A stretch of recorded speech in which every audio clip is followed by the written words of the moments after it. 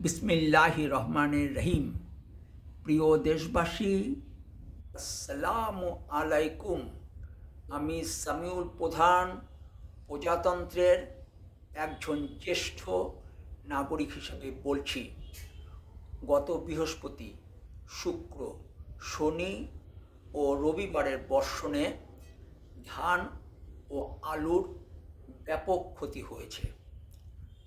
ডাবুরি ও নিচু জমির উপর দিয়ে স্রোত প্রবাহিত হওয়ায় ধান পানিতে পড়ে গেছে।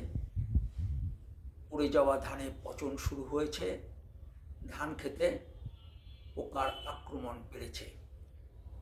আগাম জাতের ধান চাষ করে যেসব কৃষক উঁচু জমিতে আলু লাগিয়েছে, সেই আলু খেতেও ব্যাপক ক্ষতি হয়েছে। প্রশ্ন হচ্ছে, কৃষক এই ক্ষতি পোষাবে কীভাবে? ভালো থাকবেন। সম্ভব হলে দেশ পরিচালনার নীতি ও পদ্ধতির পরিবর্তন নিয়ে কথা বলতে রাজনীতির আড্ডাখানা বলে পরিচিত রহমতে রাব্বানা ও রুম্মানে বেড়াতে আসবেন। ফি আমানিল্লাহ। আল্লাহ হাফেজ। বাংলাদেশ জিন্দাবাদ।